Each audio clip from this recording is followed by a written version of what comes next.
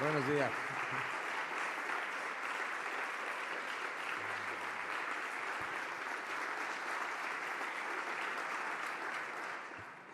Muy buenos días a todos y quiero deciros que, Ignacio, muchísimas gracias por invitarme a estar con vosotros y muchísimas gracias por organizar este acto, y este es el segundo acto por la juventud y organizado por las nuevas generaciones, Madrid. Y organizarlo aquí en Escorial y además haber preparado un día maravilloso, porque siempre es muy bonito estar aquí, pero sobre todo con este tiempo mejor, y encantado de veros a todos. Yo tengo que decir que nunca fui de las nuevas generaciones, pero me fue muy bien. Igual si hubiese sido de las nuevas generaciones me hubiese ido mejor todavía, pero en todo caso os quiero desear mucha suerte a todos, ¿no? y que sepáis que estoy encantado de estar aquí con vosotros. Y entonces, vamos a aprovechar el tiempo, ¿no? Porque, como sabéis, a mí siempre me gusta aprovechar las cosas y decir algunas de las cosas que pienso con toda claridad posible.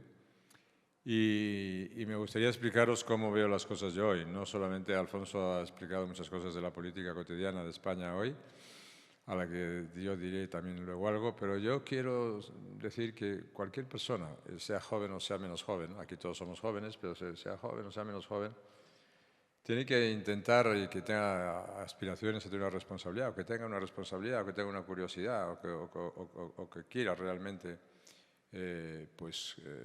hacer algo en la vida, tiene que dedicar tiempo a entender lo que pasa. A entender lo que pasa en el mundo, a entender lo que pasa en su país, y tratando de entender lo que pasa puede intentar buscar soluciones, sugestiones, recomendaciones, decisiones que puedan mejorar las cosas. Si uno no entiende lo que pasa o no dedica tiempo a entender lo que pasa, es difícil que pueda ayudar en algo. Y por lo tanto, dedicarse a estudiar lo que pasa, que es a lo que yo me dedico ahora, por ejemplo, pues es muy importante, porque evidentemente es lo que te da la capacidad para tener una capacidad de discernimiento y tener una capacidad de opinión y de decisión sobre las cosas, que me parece relevante. Nosotros en este momento nos ha tocado vivir lo que se llama un cambio de era.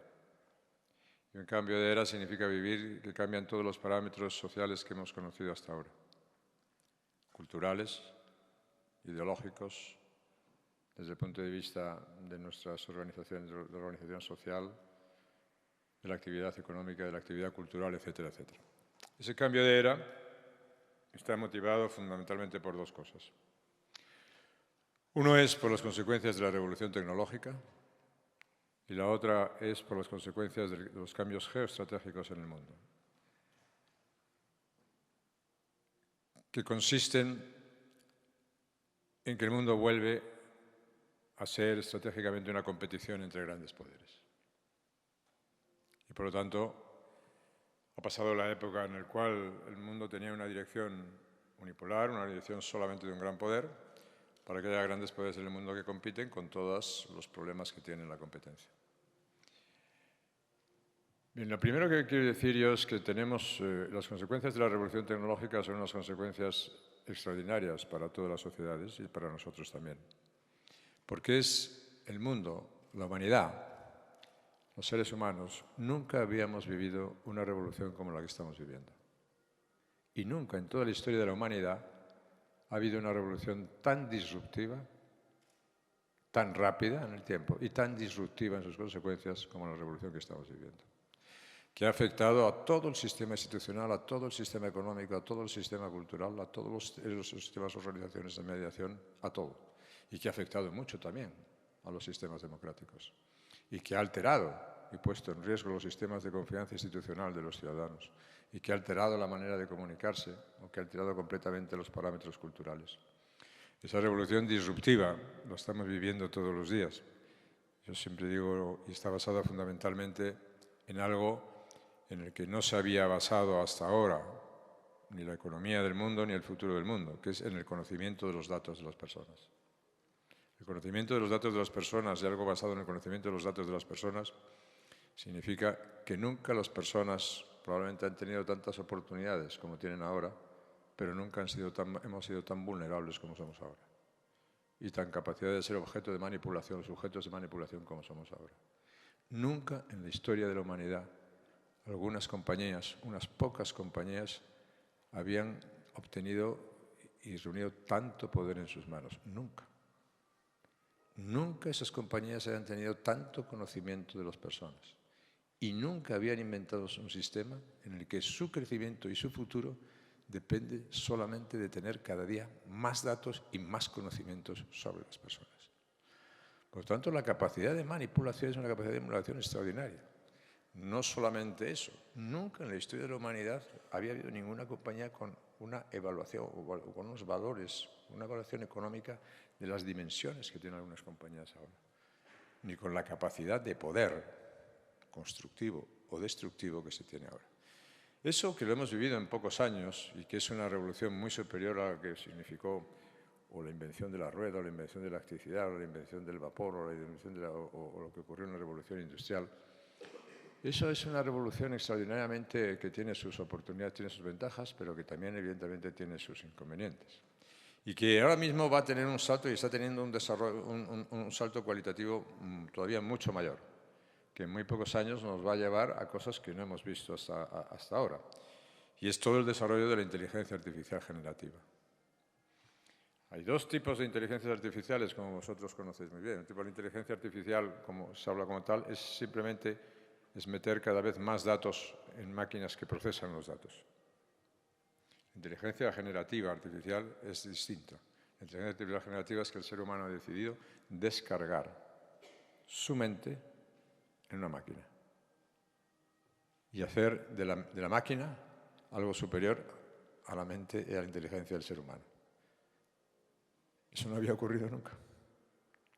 Entonces nosotros hemos decidido, vamos a crear máquinas que nos puedan sustituir, que puedan ser más inteligentes que nosotros, que puedan tomar decisiones por sí mismos, que puedan seleccionar objetivos por sí mismos, tomar decisiones por sí mismas con independencia de la intervención del ser humano.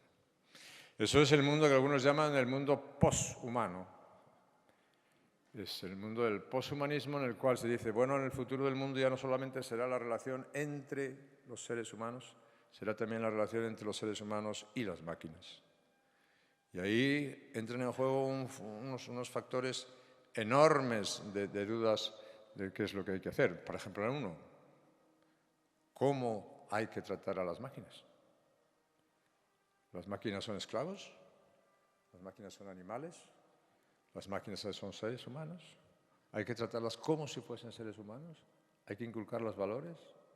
¿Qué tipo de valores? ¿Los que tenemos los seres humanos? ¿Las máquinas van a tener capacidad de tomar decisiones que afecten totalmente o anulen la capacidad y la libertad del ser humano?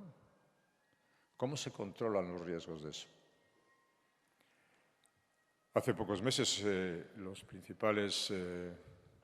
algunos de los principales responsables de grandes compañías del mundo dedicadas a estas cuestiones se reunieron en Estados Unidos, en Silicon Valley, que es donde todas estas cuestiones se lanzan y se piensan y se desarrollan, y llegaron a una conclusión, que la inteligencia artificial solo es controlable en el futuro si se crea inteligencia artificial especialmente dedicada a controlar la inteligencia artificial. Ya hemos sobrepasado todas esas circunstancias. Por lo tanto, quiero decir, eso hay que entenderlo muy bien. ¿Por qué? Porque tú no tienes que estudiar solo, o deberíamos dedicar tiempo a estudiar, se debería dedicar tiempo a estudiar solo las consecuencias de la inteligencia artificial en la economía, o en los puestos de trabajo, o en la vida social, o en la vida cultural. Debería dedicarse mucho tiempo a decir cómo podemos administrar esto en el futuro. Y sobre todo esto afecta mucho a las generaciones jóvenes. ¿Cómo podemos, en este mundo, cómo lo vamos a poder manejar? Y yo quiero llegaros a una primera conclusión. Lo que es fundamental en esto es que si no existe un relanzamiento de valores éticos en las sociedades, si no existe un relanzamiento de lo que significa las humanidades en el mundo educativo, en aquello que decide fundamentalmente lo que significan el desarrollo de algunos programas, de algunos negocios, será muy difícil controlar estas cosas. Y por eso el estudio de las humanidades, el estudio de la historia, el estudio de la filosofía, el estudio de la ética es tan importante. Por eso hay compañías en que debían dedicar mucha más atención a crear divisiones que se ocupen de la ética en sus decisiones, que no seguir trabajando para cómo se hacen más poderosas o cómo obtienen más datos o cómo obtienen más dinero o cómo son más rentables, porque eso es inagotable. Y hoy la carrera de la inteligencia artificial entre las grandes compañías está fuera de control. Y el camino de la inteligencia artificial entre estados, entre las naciones, entre los grandes poderes, está fuera de control. Y de eso tenemos que ser conscientes, simplemente pensar en eso, saber que ese mundo es lo que estamos viviendo. Y saber también que estamos viviendo un mundo en el cual quien controle eso, controla el mundo. Y por eso es tan complicado ponerle barreras a esa cuestión.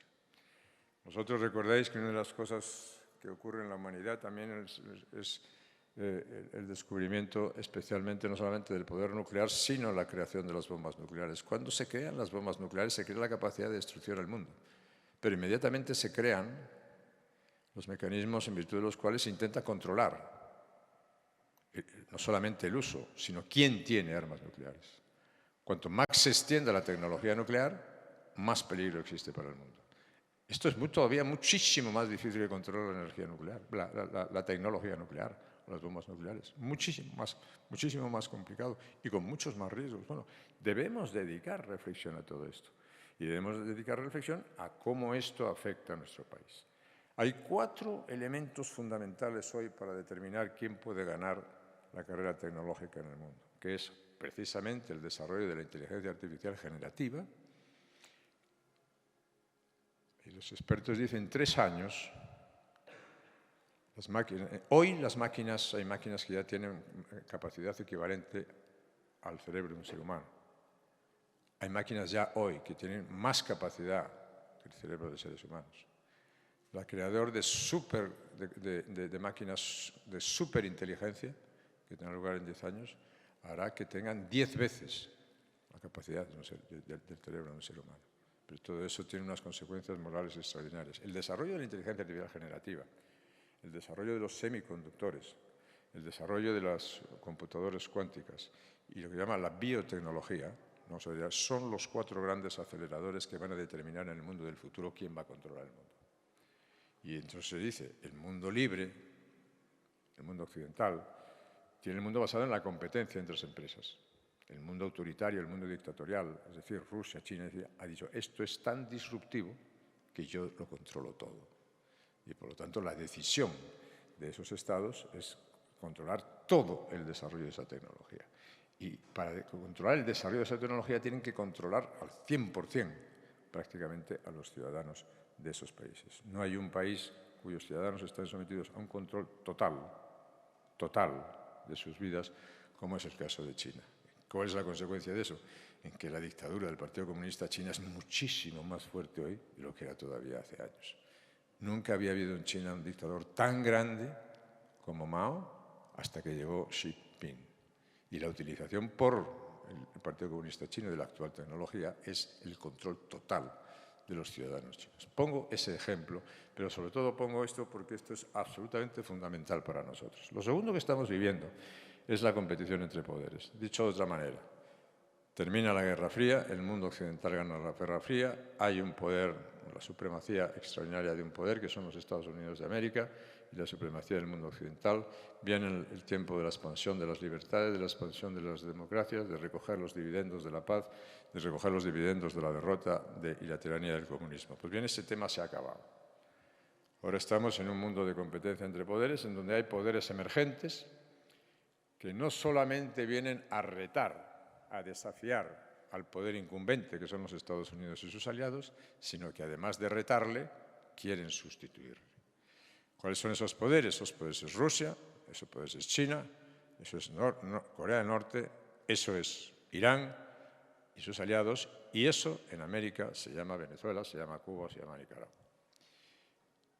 ¿Qué pasa con ¿Qué pasa con esto? Bueno, pues evidentemente cuando existe una competición puede haber normas que lleven en esa competición, y ya he dicho que en esa competición quien tenga la superioridad tecnológica es el que va a tener el control del mundo, pero evidentemente también no está exenta de riesgos. La competición tiene muchos riesgos y la competición puede acabar también en problemas y en confrontaciones. No os olvidéis nunca que yo siempre digo, hay 5 elementos básicos que denotan y demuestran, desde que el mundo es mundo, desde que el mundo es mundo, que determinan y demuestran la capacidad y el poder que se tiene. Y esos 5 elementos son los siguientes. Uno es la demografía, otro es el poder militar, otro es el poder económico, otro es el poder tecnológico y otro es el poder cultural. ¿Tú eres demográficamente potente o no? ¿O tienes problemas? Eso es más allá de la inmigración. La inmigración es además otra cuestión. Segundo, militarmente eres una potencia o no eres una potencia, tienes capacidad, no tienes capacidad. Económicamente eres fuerte, tienes unas economías saneadas, creces, repartes, creas. Tecnológicamente estás en el mundo o has perdido la carrera. Y culturalmente tienes un sistema de valores que fomenten moral, o sea, que establezcan sociedades sólidas, porque las sociedades al final es convivencia en torno a un sistema de valores, y tienes valores, un sistema de valores culturales basados en la libertad, en la tolerancia, en el pluralismo, en la igualdad, en el Estado de Derecho, todas estas cuestiones que han hecho a las sociedades occidentales superiores. ¿Cómo está eso?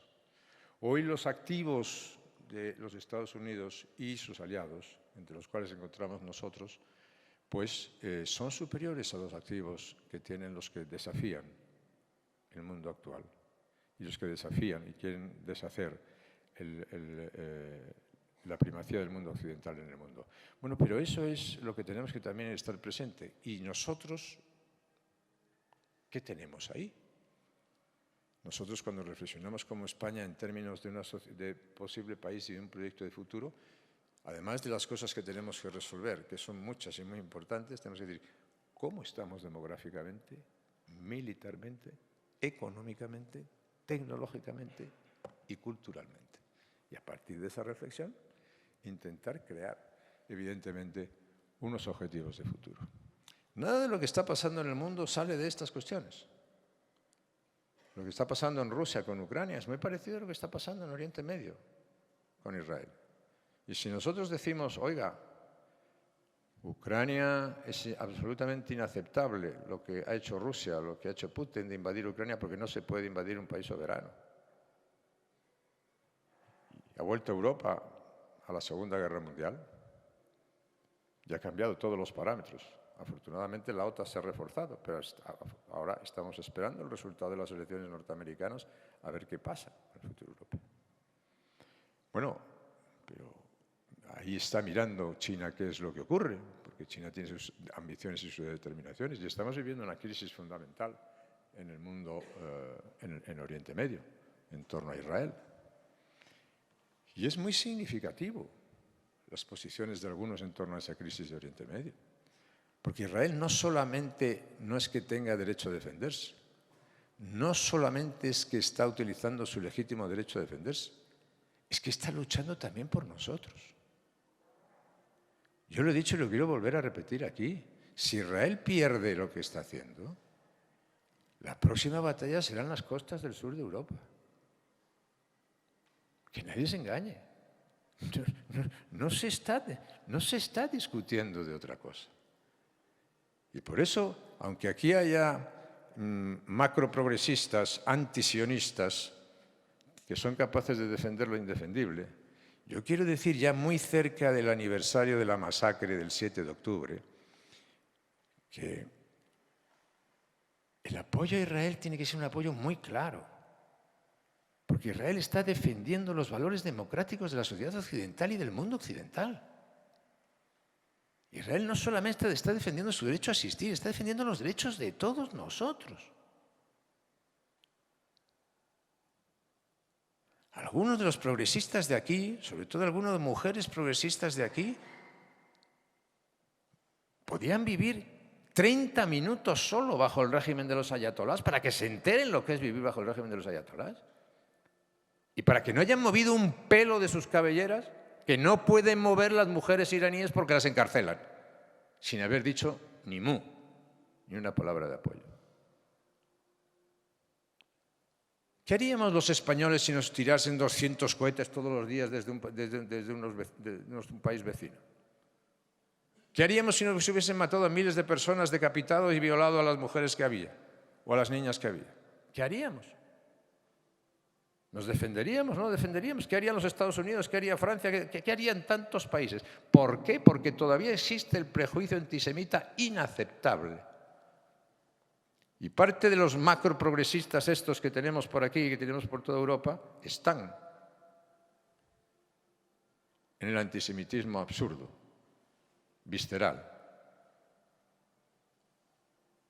Por eso hay que tener muy claro ahora que se acerca justamente esas fechas, y ahora que evidentemente todos los caminos en Oriente Medio terminan donde tenían que terminar, en Irán, que son los que mueven todos los lazos, todas las conexiones, para intentar expulsar de Oriente Medio a los Estados Unidos y a Israel y para intentar expulsar al mundo occidental de allí, pues hay que tenerlo muy claro y manifestar claramente unas posiciones al respecto.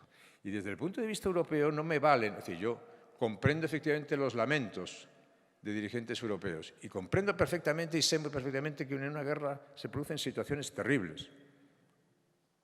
Pero en esas situaciones hay que optar. Y esto también es una situación en la que hay que optar. Y hay que optar por aquello que no solamente defiende el bien, sino por aquello que realmente está en nuestra conveniencia y está en nuestro interés. Cuando hablan algunos de decir, bueno, me gustaría haber hecho más lo que se está haciendo, lo que se ha hecho, sí, todo está muy bien. Y eso lo dice usted en nombre de Europa. Sí. ¿Y Europa? ¿Me puede usted decir cuál es la influencia de Europa en la crisis de Oriente Medio? Aparte de cero, ¿cuál es la influencia de Europa en la crisis de Oriente Medio? ¿Y por qué la influencia de Europa en la crisis de Oriente Medio es cero cuando Europa hace 20 años tenía influencia en Oriente Medio? ¿Me pueden decir a qué se han dedicado todos ustedes durante mucho tiempo para que Europa no tenga ninguna influencia allí? ¿Y la que tiene, si es que tiene alguna, la utiliza en el mal sentido y no en el sentido correcto? Bueno, esos son factores que tenemos que tener en cuenta a la hora de analizar las cosas que pasan por el mundo y a la hora de dónde queremos situarnos. Porque los países en esta situación tienen que decir, ¿yo dónde quiero estar? ¿Dónde quiero pertenecer? Evidentemente España está en el mundo occidental, es miembro de la OTAN, es miembro de la Unión Europea, pero puede apoyar o estar donde no debe estar. Y puede tomar las decisiones que no debe tomar. Y puede todavía rebajar menos la influencia, la poca influencia, si es que tiene alguna, que ya tiene. Y esas cosas, también sobre esas cosas, tenemos que reflexionar para ver dónde estamos. Y ahí llego al tercer punto. Vimos ese primer punto que he dicho, el segundo punto que es la competencia entre poderes y el tercer punto que es el que se refiere a nuestro país, a España. Ya sabéis lo que pasa aquí y no hace falta que yo lo diga. No hace falta que durante 5 minutos ni 10 minutos explique lo que está pasando aquí. Pero lo que está pasando aquí no es solamente una gente que quiere estar en el poder por encima de todo, que también, que pasa eso, que es capaz de cualquier cosa por seguir en el poder, de cualquier cosa, que es capaz de justificar cualquier cosa. No, sí. Lo que está pasando aquí es que un gobierno y un antiguo partido de gobierno, Partido Socialista, ha pactado con aquellos que quieren destruir el país.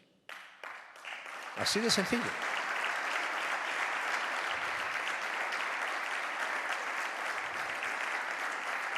Entonces, esto tampoco es una cuestión de ciencia ficción, no es una cuestión de realidad. No tiene que irse uno... Miren ustedes que eso pasa en América o pasa en Asia. No. Pasa en Europa, pasa en España, en nuestro país. Un gobierno, un partido socialista, pacta con aquellos que quieren destruir el país. ¿Y qué están haciendo? Pues están deconstruyendo el país. Están desconstitucionalizando el país, están arrasando los frutos de la transición, están poniendo en cuestión los frutos históricos nacidos al amparo de la Constitución y quieren despedazar la nación española. Por eso cuando uno intenta, se ha entregado a eso, a los que quieren destruir el país. Por eso cuando se dicen ahora, hay que buscar consensos, claro que habría que buscar consensos. ¿Y dónde se buscan los consensos? ¿Con quién se buscan los consensos? Porque hoy las sociedades están muy polarizadas.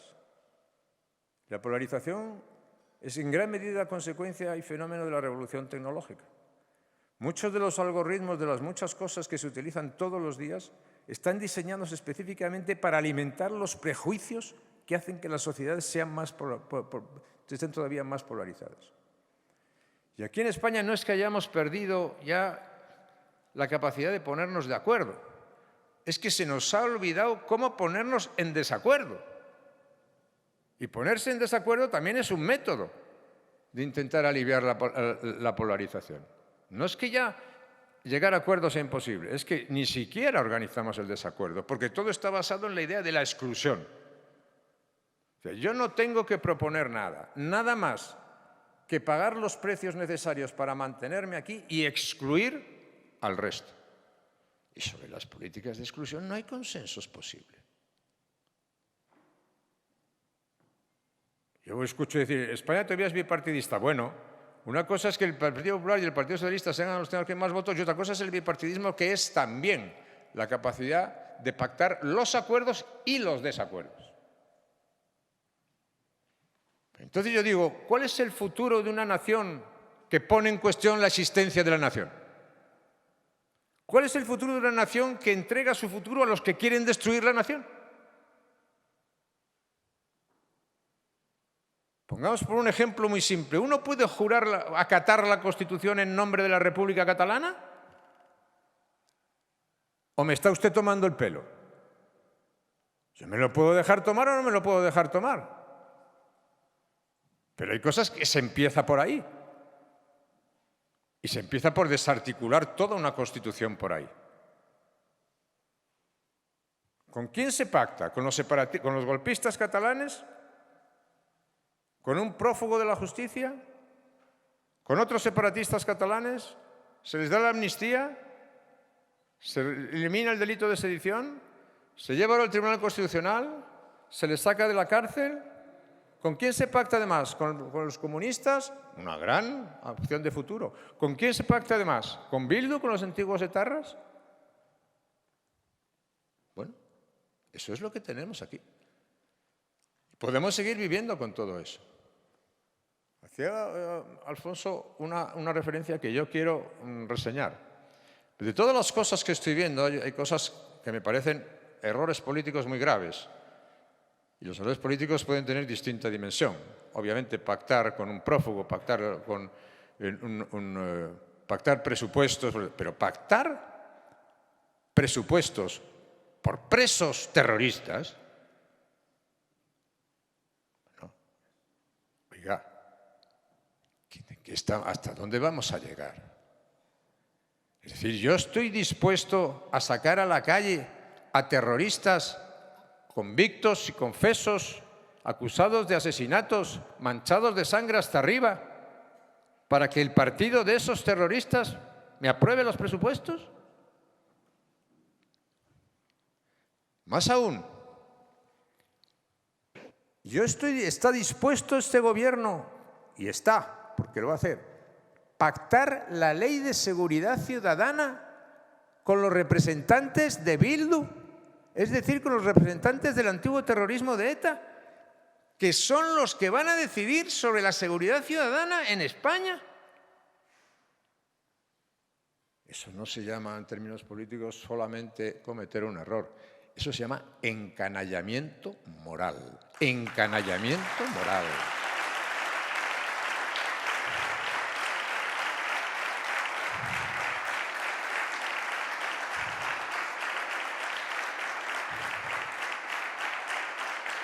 Es que aquí no estamos discutiendo si la policía puede utilizar unas pelotas de goma o no.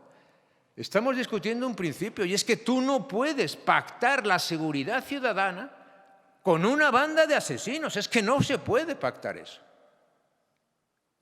Como no se puede pactar la seguridad de Ceuta con Bildu, sin caer en el encanallamiento moral.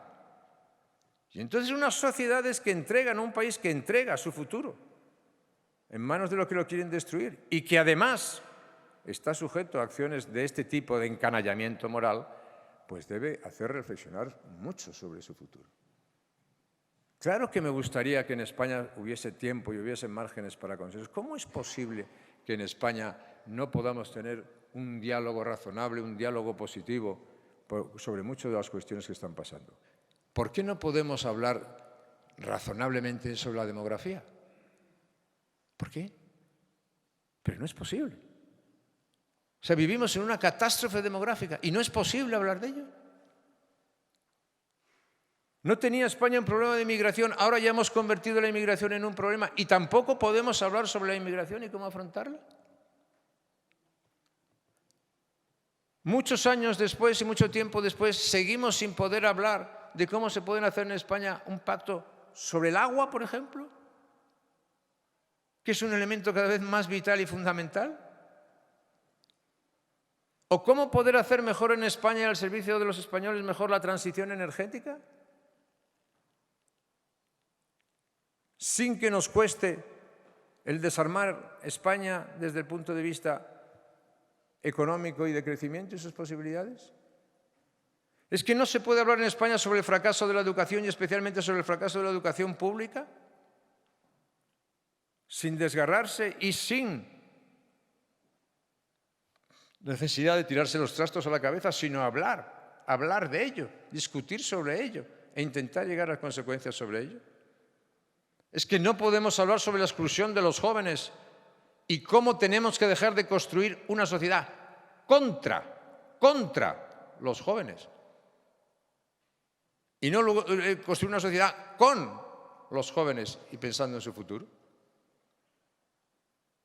Bueno, pues es que no podemos hablar en España y tener un diálogo nacional y buscar algunos acuerdos sobre las consecuencias de la revolución tecnológica y de la inteligencia artificial en nuestra economía y en nuestras vidas.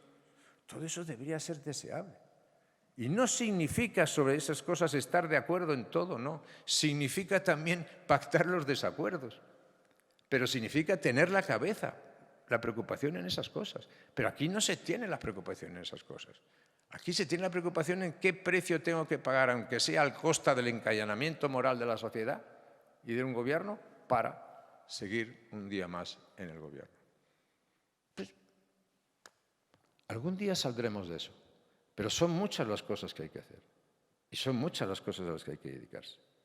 Entonces a mí me gustaría mucho que vosotros pues pensaseis mucho en eso, porque diseñar un proyecto es muy difícil.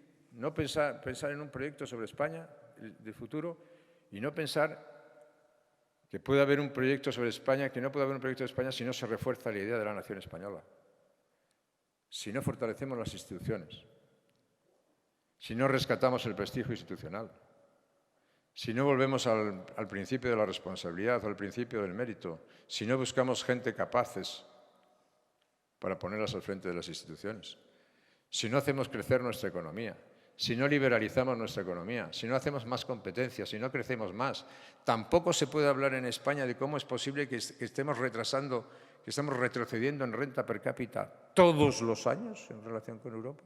Es decir, que cada vez seamos no más prósperos, sino menos prósperos. Yo siempre pongo un ejemplo que es muy claro y cuando me tenga que callar, que me voy a callar dentro de poco, me haces una seña. En el año 1976, en España trabajaban 12.200.000 personas. 76, cuando empieza la transición. En el año 1996, en España trabajaban 12.200.000 personas. Quiere decir que en 20 años, España había mejorado, obviamente, pero España en 20 años no había sido capaz de crear un solo puesto de trabajo neto, ni uno. En 1996 al 2004, España pasa del 78% de la renta media de la Unión Europea al 89%. ¿Por qué? Porque crea 5 o 6 millones de puestos de trabajo netos. Ahora, ¿por qué estamos retrocediendo en renta per cápita? ¿Por qué estamos perdiendo lo que habíamos conseguido? Tampoco se puede hablar sobre eso. Tampoco se puede intentar buscar puntos de acuerdo y puntos mecánicos de desacuerdo sobre un tema tan fundamental.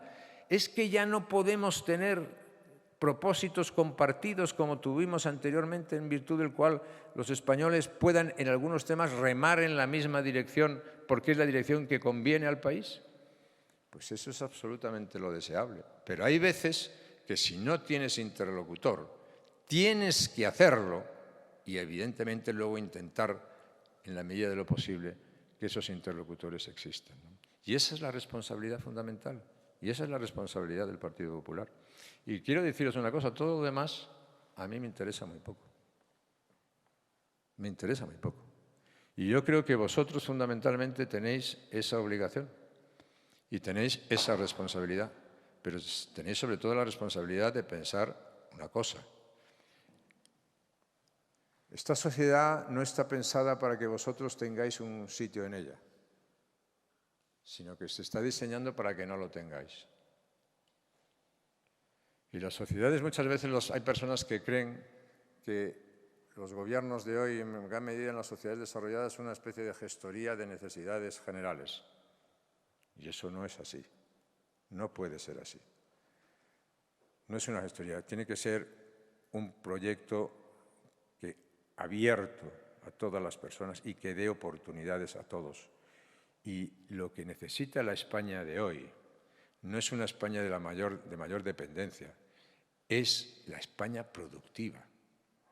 La España productiva, la España que produce es la España fundamentalmente que tenemos que poner en marcha ahora y que está dormida porque es la que va a permitir todo. Y eso significa más libertad, más competencia, menos regulación, más liberalización. Eso significa dar muchas más oportunidades a la gente, que existan muchas más empresas que puedan competir. Y luego todo eso, evidentemente, hace que las sociedades y que haya capas de población que pueden ser protegidas. Pero sin eso no lo vamos a conseguir. Yo creo que un buen ejemplo de eso es la Comunidad de Madrid, y por eso cuando mañana venga por aquí Isabel Díaz Ayuso, pues la dais recuerdos de mi parte y la decís que me siento muy identificado con lo que hace la Comunidad de Madrid y me siento muy identificado también con las propuestas que está haciendo Alberto Núñez Feijóo y deseo que el Partido Popular triunfe y triunfe cuanto antes, pero por favor, vosotros, tener esa obligación y sentir esa obligación, entender lo que pasa, procurar comprender lo que pasa e intentar ayudar a resolver esas cuestiones. Para decir tópicos hay demasiados candidatos. Para decir cosas equivocadas hay demasiados candidatos. Para megaprogresistas que no se enteran de nada hay una caterva de candidatos. Yo en el año 1989, creé una cosa, creé la Fundación FAES. ¿Por qué? Porque dice, oiga, mire usted, el centro derecha no está concebido para gestionar. El centro derecha tiene un proyecto de libertad para España. Un proyecto de libertad para España.